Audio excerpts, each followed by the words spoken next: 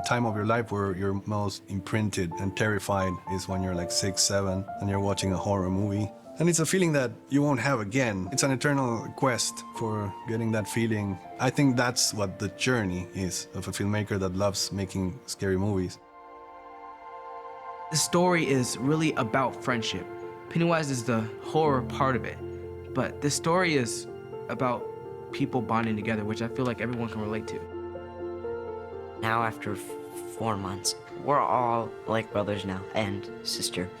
We knew so much about each other, and we were best friends already. I've never been so close to a kid my age. This is gonna be one of the greatest, most unforgettable life experiences I've ever had and will ever have. So I'm definitely gonna walk away from this movie enjoying it and being proud of what I did and what we've all done as a team. Oh my gosh, this summer has been the summer of my life. I'm never ever going to forget this.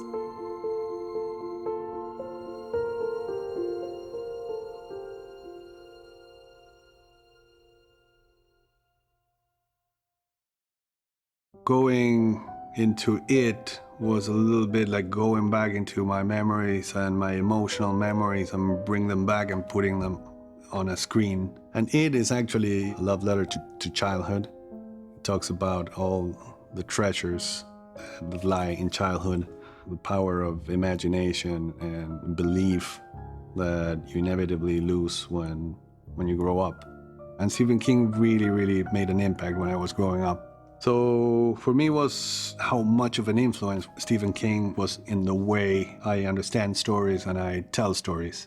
I was born and raised in Buenos Aires, and in the summer, our parents wouldn't allow us to watch TV, but we could read anything we wanted.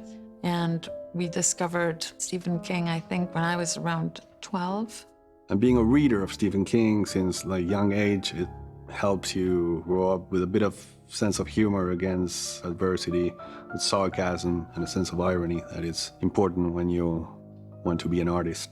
I got to read it when I was 15.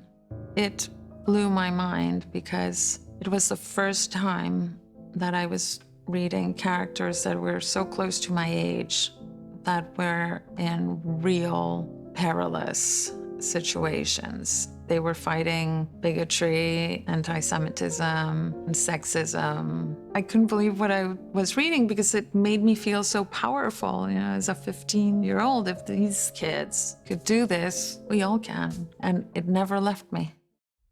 Barbara is my sister, and you know, working with your family is really a privilege. I am a director, she's a producer. And sometimes they're like, you know, two ends of the same team that sometimes they clash in the middle because there's always the creative part versus the financial part. At the end of the day, it's always a relief knowing that she has my back and I have hers. We trust each other. We're always in the same team, and all we want is make a great movie.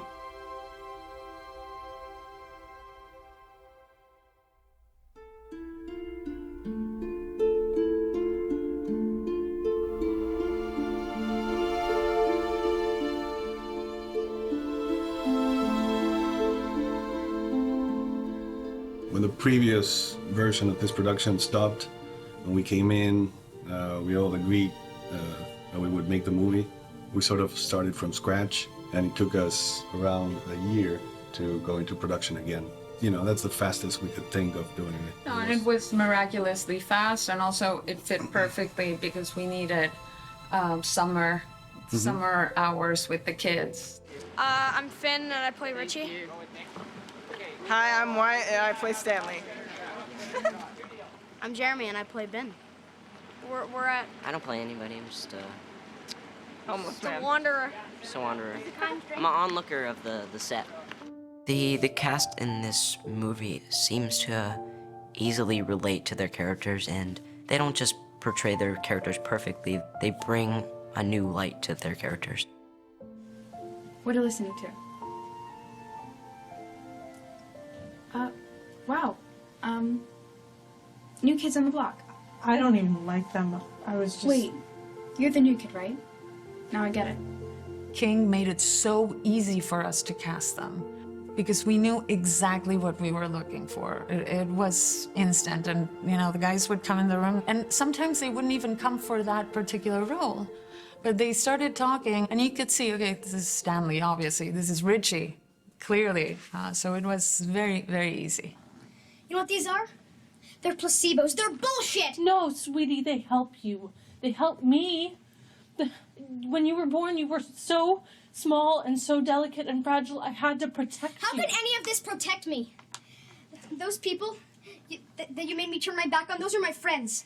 You made me turn my back on them when I really needed them. And now they really need me, so I'm going. I'm so lucky and happy to have found these actors. In some cases, it was more noticeable and they were closer to the characters than in others. But if you see the case of Finn playing Richie, there's so much similarities between those two characters. Let's face facts. Real world. Georgie's dead. Stop trying to get us killed like you got him killed. I didn't get my brother killed. Out of the way, Bill. You couldn't save him, but you can still save yourself. And Jaden, there's that introspective, shy nature, also that mastermind and the calm, quiet judgment. Let's go. Go? Go where? Niable. That's where Georgie is. After that? We have to go. I first auditioned as Eddie, and then he saw me, and I had grown and from Midnight Special, I'm guessing, because that's the last movie that I did, and I was pretty small. And then he saw me, and I was bigger, and I guess he saw more Bill and my personality. That thing took my brother. I'm going.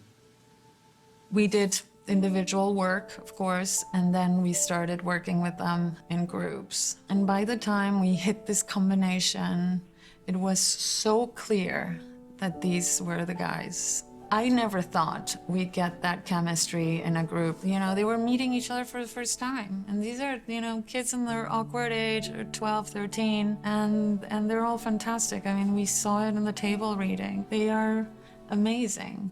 No, I know. Let me hold it. It's amazing. Oh, dude! Are we supposed to see a turtle in this movie? In this game? Dude, there's a turtle scene in this. It's a sign.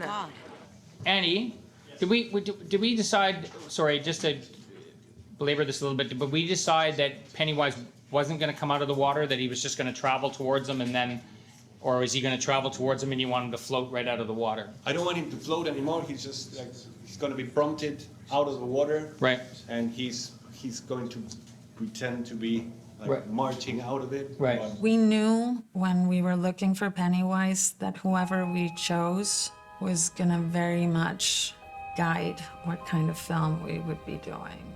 We saw about 160-something auditions, and there were performances covering the whole gamma of what Pennywise could have been. What we found with Bill was that his instincts were so perfect and so aligned with the way Andy saw Pennywise. Is this your boat? It's a nice boat. Floats. Even just to audition for this part was fun for me, because it was just like, do your interpretation of what you think the clown would be. Well, I'm Bob Gray. Pennywise to my friends. What do they call you? Georgie. Georgie. Now we aren't strangers, are we? There was a strange balance that he brought, a strange energy, because he's very childlike. He has these big eyes, sort of childish, cute face, but he brings a darkness that is very, very unsettling. He can play this ambiguity, this dichotomy very well. It comes very easy to him. He understands it. I did a screen test in Toronto with a very basic clown makeup. I mean, it wasn't even prosthetics or anything. They just, kind of a bald cap and I looked like Krusty the Clown. Feast for Pennywise. Ripe fear, raw fright, belly full of blood-rubbing dread. It was hard for me to figure out what the character looked or moved like or anything because such a big part of it is the makeup and the costume. And I didn't know what that would be or how it would look or how it would feel to have on you. So going into it, I kind of really broke down the character kind of intellectually, like what I think this entity is, but I couldn't really physically become him until I got all the makeup and the costume on. So that was a very important piece for me to kind of, the first time I got to see the makeup on, to see how my face moved and what certain things looked like, and then the same thing with the costume. Amazing. Monster transformation! So today, Bill Skarsgård, who plays Pennywise, is getting dressed in his complete costume, hair and makeup, and we're going to have a camera test with him, and then it's going to be sent off to the studio. How great does he look? Oh my goodness. When you start designing a character with these characteristics, you have your ideal in your head and the design of it, and the sketch is the blueprint of what that creature is, and then comes the actor. Bonsoir. Hello. Good. Good. It's interesting how the work of bringing these two ideas together, the concept and the reality. And action. The camera test was basically that ring of fire moment where I saw for the first time if my concept matched the application of that criteria on the actor. Mainly it was so fun because one part of me was finally at ease with that uncertainty of what the pieces would look like together. And it was very successful. And cut. That's awesome. Good. Cut.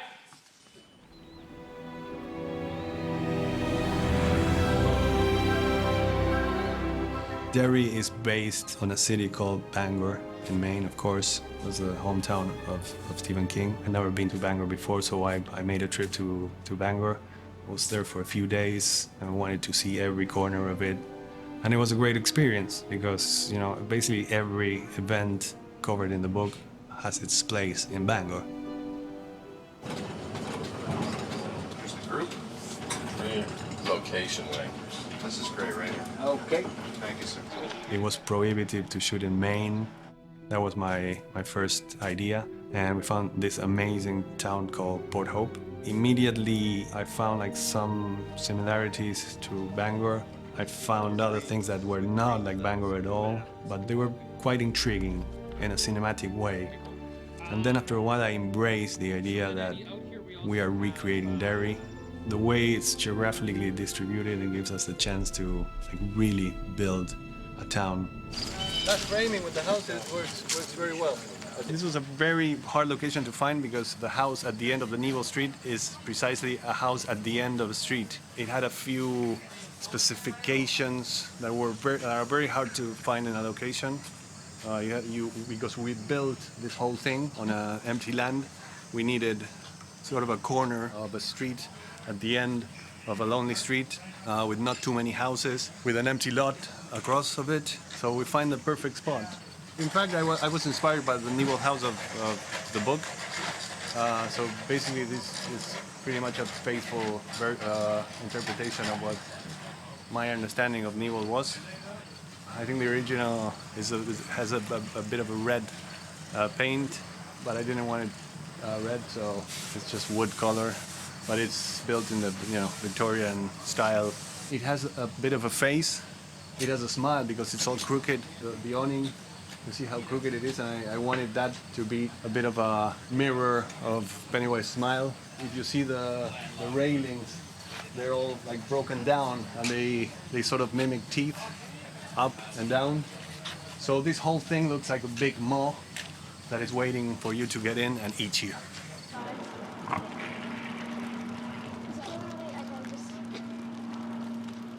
The first days of it, more than the beginning of the shoot itself, I remember the beginning of the rehearsals. We brought the kids to Canada about 3 weeks before we started shooting, very much by design, because we wanted them to become best friends. That was incredibly important for us. And also, we wanted them to leave their 2016 selves and be kids of '89. That meant no cell phones and learning how to ride bicycles. Oh, it makes me wanna laugh. It makes me wanna laugh. As we got into the bonding, we realized that a couple of the kids did not necessarily know how to ride a bike. Not in this generation, yeah. Now we're putting them in groups so they get used to riding with each other and not hit each other. That's the aim. Not hit each other and not hit the mums and dad. The first conversations we had were mainly about the teamwork for the Losers Club, the ensemble that they are. Like everything we do, it revolves around each other, and it's the friendships. By the end of 3 days, these kids couldn't live without each other. They were together every single day, even the days off. They were like kids from the 80s, basically, again. And I just love that because it reminded me so much of our childhood and the age that I was when I read the book. We are losers. Yeah, we are losers. Now we're winners. It's so much fun, right? It's so much fun. The only challenge I can think of is like the time restrictions, because you can only work so many hours with kids that age. It's a very demanding film for the children. They are doing things that they've never done. A lot of emotional acting, but also very technical. These are your worst enemies. These guys can eat you alive, all right? So it's a very important moment because it's like the first time that you really defy these kids, okay? Something I didn't want, or Annie didn't want, was that the losers have become really good friends with the bullies. So we're like, no, no, no. And they're rapping together and they're having the best time. You can't help that. I try to be friends. I don't have We're friends on the low. On the low. We can't be friends in public. We all know it's different when we're in the scene and when we're out of the scene, because it's funny, like, they'll beat you up or something like that, and then after the scene, they'll be like, are you okay, are you okay? Get the fuck up! They're nice guys, but when we're in the scene, it's quite scary, We forget all about our friendship and just get the movie done. It gets a lot easier when you have good actors with you to act actually scared, because you are. Yeah, it's really weird going to totally friends and then 1 second Nick's beating me up and 1 second he's hugging me. Oh yeah, come here, Nick. I spoke to Andy before the takes when we were into close-up, where Jeremy really needed to ramp up his performance. Scream, help. Help! In the rehearsals and throughout the process, I use a lot of phrases that help the kids if they repeat them a number of times to get into a moment. So I think that day I said to Jeremy, just scream, get off me. And action! Right before the take, I screamed as loud as I could, and then just tears started running down my face, and after the take, I was like, wow, I don't even know what just came out, because Benjamin Perkins, our acting coach, told me to do that, and it worked amazingly. I spent quite a lot of time talking to the bullies about how far they could go with Jeremy. Nick, so intense in his performance, but he's also very concerned about how that might affect the other actors. We were doing the same with Jeremy Taylor at the Kissing Bridge, and we were terrorising the hell out of him, getting in his face, screaming at him. Henry, please. After every take, I always make sure to ask if he's okay. Most of the time it was just he gave me a big hug. But if the kids were any less sort of all right with what we're doing to them, which is insane that they are, you wouldn't feel as comfortable around them, and they wouldn't feel as comfortable around you. We try and hang out as much as possible, It's not just us over and having dinner at the next table and the losers over there, we're intermingled, having fun. And our kids are 12. Most of them are 12, and a couple of them are 13. It's the last days of their childhood. And you can see them that they're still kids. When you get them to play and rejoice in that childhood, it's wonderful. Hey, are you guys friends now? Yeah, definitely. Yeah, sure. Yeah, best friends. We're very good friends. That was weird. Yeah. That's weird, yeah. Well, if I wasn't his friend, I wouldn't be comfortable with that. But somehow I am. Can I go with this? Stop! Get in there, get in the shot. When you're making a movie, you have to deal with all sort of limitations and boundaries. And of course, like financial ones are the most prominent ones. It has an enhanced meaning when you're like adapting a massive work like it. 1,200 pages. It's so rich in characters and details and scope. And you're making it into a 2-hour movie. And you don't have like $200 million to make. So it's a challenge. No, I can record it so in posterity, if it ever happens, it will be recorded that we would like for Chastain to play Beverly as the adult. Chastain. But don't use that anywhere. So, Watch it. This is something you can pull when we get it. Sophia probably is the one with the least experience in movies, but so talented and so naturally gifted, very instinctive too. This is totally new to me. I've never had Yeah, me too. this big moment, something this big. I actually didn't know if it was big or not when I first got it. So it's just like all new to me, like how like there's this studios and then there's interviews, and I did not expect this. Incredibly, to be the only girl amongst a group of 6 boys, she holds her own fantastically. But she has 2 brothers, so she's quite used to being quite rambunctious. It's like we don't even acknowledge that she's a woman. If that's a bad thing, then please tell me. You tell me, Sophia, is that a bad thing? I mean, she's just so like, she doesn't even bring up, she's like, oh, I'm with a bunch of boys. She doesn't even bring it up. It's just so like natural and cool that we're best friends. It's so cool. The bathroom scene had to be like very intense, you know? It's like you can't like hold back, you know, in a scene like that. There's an added element that I think will make the scene even more tense, which is the element of the hair. Beverly's hair is basically a reflection of her acting against the abuse. Her hair is something that her father is fixated on, and it sort of represents the abuse in the film. Everything that she sees just traumatizes her, anything relating to her father. She's also scared of blood, because when she starts to look down in the sink, she sees hair and blood. The way that it has to terrorize her is basically attacking her with her own hair. There could be a more terrifying incarnation than that, because it's not about a creature that attacks you, but it attacks you with your worst fear. And that's when the blood comes out. So it's a bit of a variation from the original event, but it's pretty intense. Hi, Georgie. Want your boat back? It was a hard R from the get-go.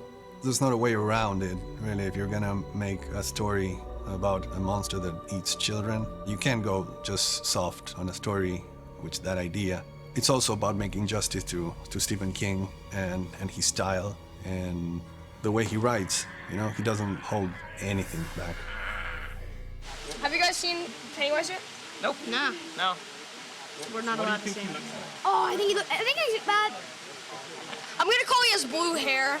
I'm gonna say he's. I already think I know. I heard something. I heard one thing.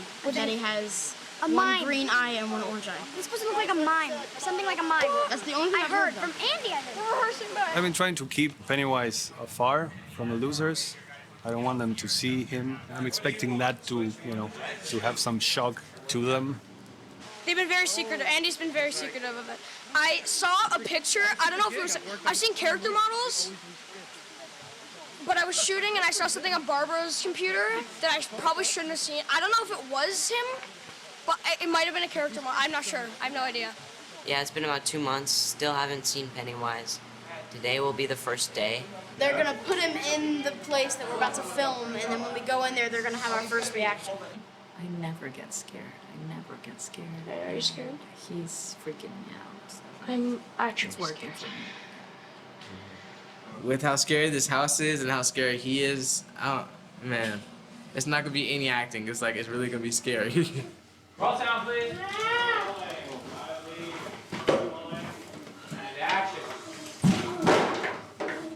Anyone else feel a chill? The first scene I shot was with Jack, who plays Eddie, and it's me coming out of the fridge, and I think it's probably one of the, if not the most intense scene in the film in terms of Pennywise and another actor, because I'm so in his face.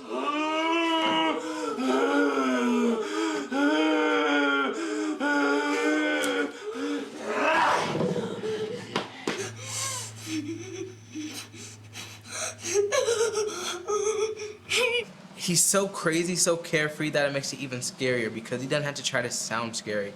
He's just scary because like it's like he doesn't even care. Like he's having fun while killing people and haunting people. So it's just like he's like a maniac, you know? This isn't real enough for you, Billy. It's real enough for Georgie.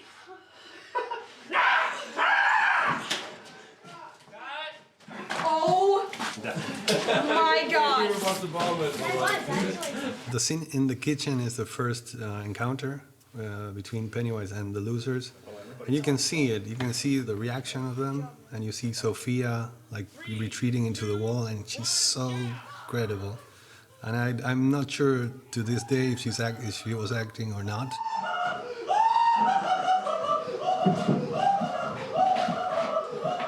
He was very intimidating, with the eyes like completely like looking to different directions, and with that thing that he does. It's real drool, it's real slobber. The teeth made him slobber like crazy. It's real spitting, and you see the spit going from Bill's mouth right into Jack Grazer's face.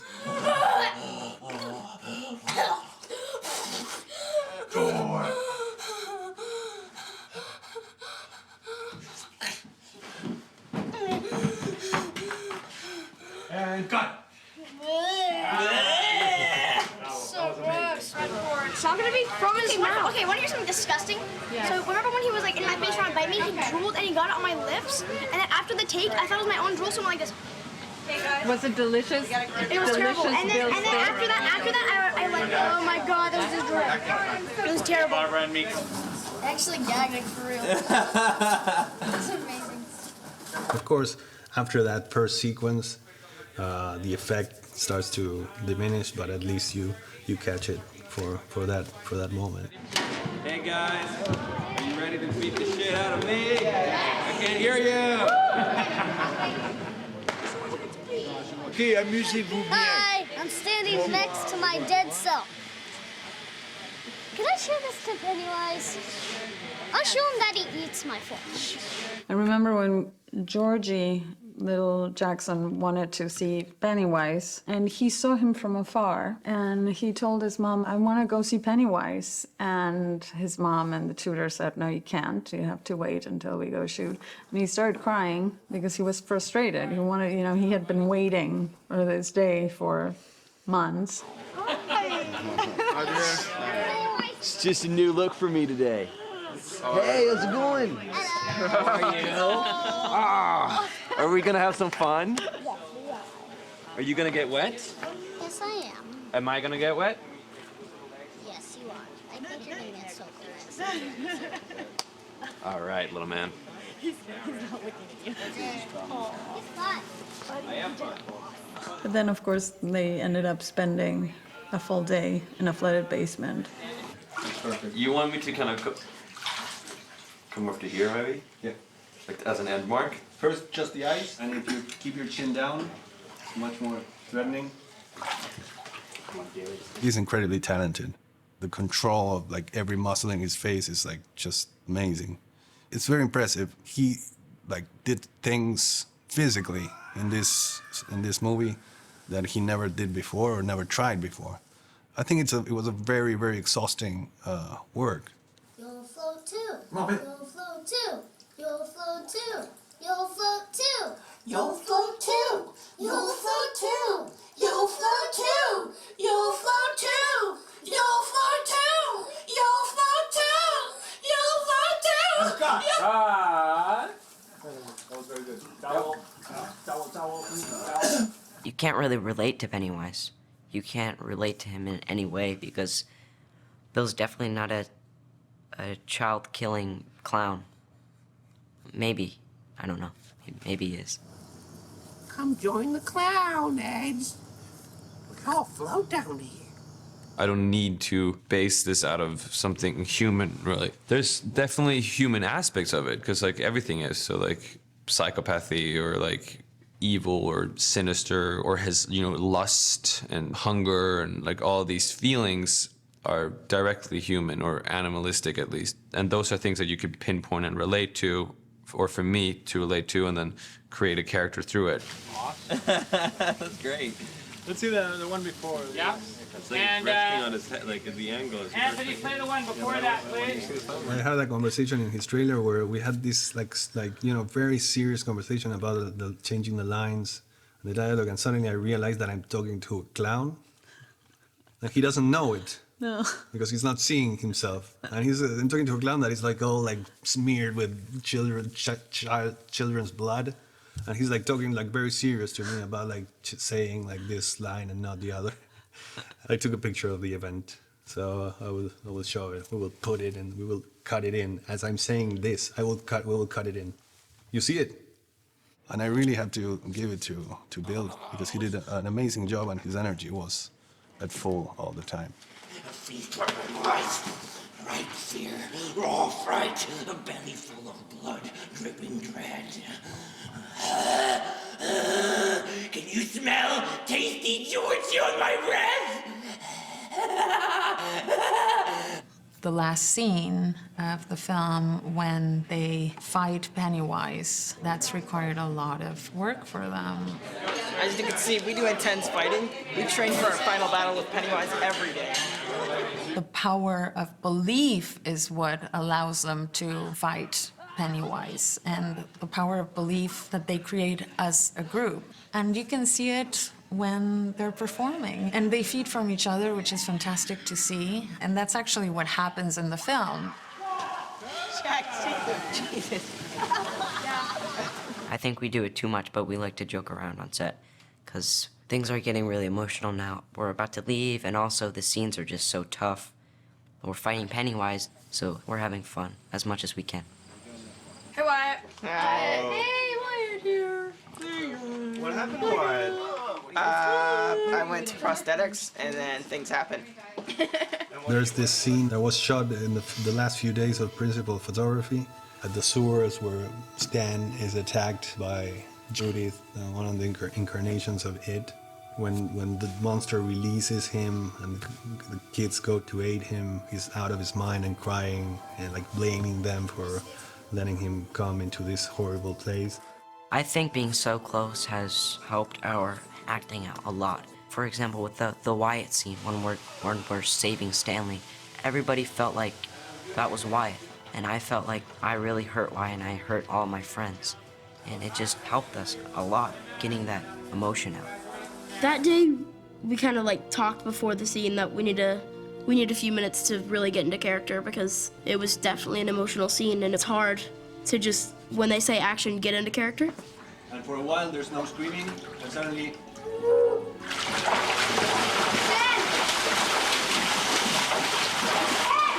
I did the scene 3 days in a row, so that means I cried my eyes out 3 days in a row. But at first, like, I didn't want to do it again, but then I was like, you know what, it's gonna look good, and I think it's gonna pay off. I've been in that place before. I've shut myself off from the world and just cried, but I think that was the first time they opened that door, and it's definitely hard. But I think a good hug will resolve everything. It was definitely a very weird and out-of-body experience, because I started crying out of nowhere, and everyone just got really quiet. They're like, roll. And they rolled it, and it was crazy, yeah. I literally was tearing. We were all like crying, and it was like such a great thing, because like the friendships are so strong in this film, and in reality as well. It's so like amazing, and I just found that, and it's and after we did the take, we were all just like bawling our eyes out. It was insane. And that was really, really, really a triggering of the moment that they were living, because they knew that the shoot was about to finish. I think it was such a beautiful experience for them. It was like the perfect summer. Their bonding was so real. It was the perfect trigger for them to like let go, and suddenly everybody was crying. They were like really bringing out the real emotions, and it was very touching. A month ago, I remember being really sad that it was coming to an end. But I think we're all ready to go back to our normal lives. It couldn't have gone any other way. And I think we defined the Losers Club, I guess you could say. I think this is probably the best summer of my life. The bond was real. And whatever happens from now on with their lives, that was a very, very, very special summer for them. And it's curious how much of a similarity it has to the story. I mean, the story, it ends up with the losers not seeing each other again as a group, which is a sad note. I don't think it will happen with these kids. They just bonded fantastically. We just made a movie, guys. Can we do it again? Yes. Part 18, 8 years later. 27 years later. 27 years later.